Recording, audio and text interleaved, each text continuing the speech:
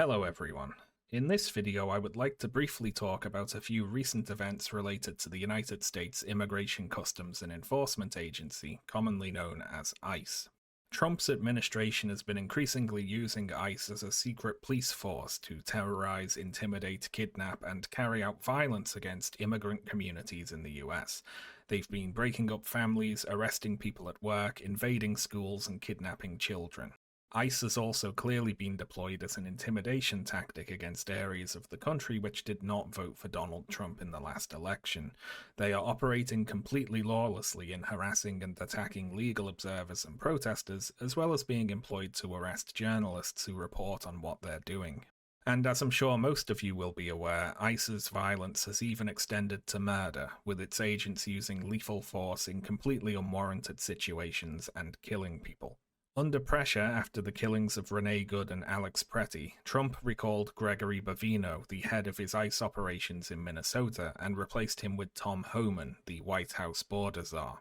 Minnesota Governor Tim Walz said he was going to give Tom Homan the benefit of the doubt and that he believes Homan is a man who understands right and wrong, which is a laugh since the last time I personally remember Tom Homan in the news, it was because he was being investigated for allegedly accepting $50,000 cash in a bag from undercover FBI agents. So I'm a little skeptical that he understands the difference between right and wrong myself.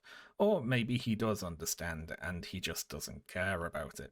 Although certain people in the government and media clearly hoped that replacing Bavino with Homan would reduce tensions, Homan seems an odd pick if reducing tensions was the actual objective.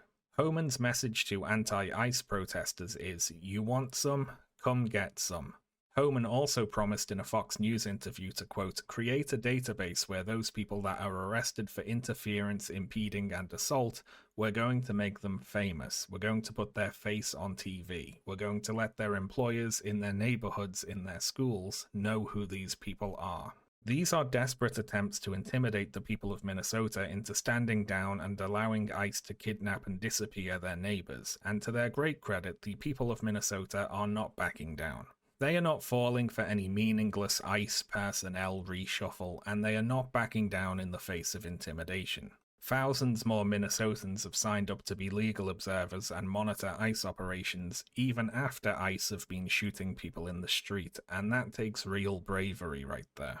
There was one incident I saw that really stuck in my mind. It's a phone video taken by residents of a house who ordered a delivery to their home, and when the driver turned up with the delivery, ICE attempted to arrest her. The driver ran inside the house and was protected by the people who live there, who then filmed their interactions with the ICE agents outside. The agents attempted to intimidate the residents into handing the woman over, and at one point, one of the ICE agents, frustrated by the resistance of the people inside the house, says, "This is going to get worse. You don't even know her."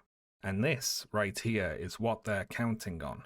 They're counting on people not standing up for one another and defending each other. They don't understand why someone would defend a stranger, why someone would risk their own security or safety to protect someone else. They need people to turn a blind eye, to turn each other in, to abandon each other out of fear. The really frightening thing for the fascists in power and their agents in the streets is when people organize to protect each other, when people are brave enough to stand up to them.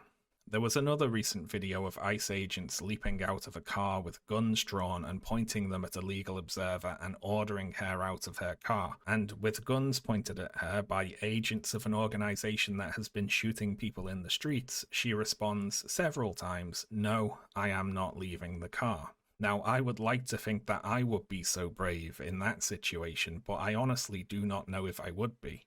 So, inspired by all those very brave Minnesota activists, starting today I'm going to do what I can do and stream every day starting 9 AM UK time to raise money for the Immigrant Rapid Response Fund.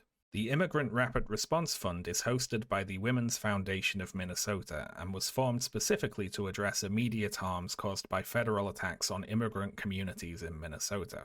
The Immigrant Rapid Response Fund distributes funds to local organizations that provide basic needs like food, housing, healthcare, and transportation, as well as various legal services and types of community organizing. This is hopefully one avenue by which we in the international community can come together and not just send some much needed funds to the right places, but also hopefully show the people on the ground that they have our support. I'll be live on Twitch at the link below, and if you're seeing this video within 12 hours of it going live, then I am live right now. Feel free to stop by and say hi. Donations are very appreciated, of course, but also sharing the fundraiser would be very appreciated, and I will also accept any moral support you might have. I'll have a donation goal to turn on my webcam if you've ever wondered what I look like for whatever reason, but I'll also post a direct link to the Tiltify campaign below this video if you prefer to donate while preserving the mystery. As for things to do, I have a few things lined up, but for the majority of the time I think I'll be trying to beat the video game Elden Ring.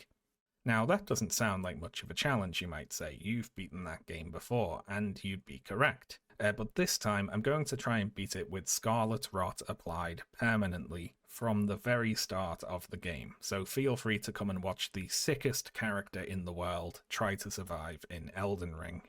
So, okay, I would say that's all from me today, folks, but I now have a 12-hour live stream ahead of me, so I'm going to go and get started on that. Hopefully I will see you there.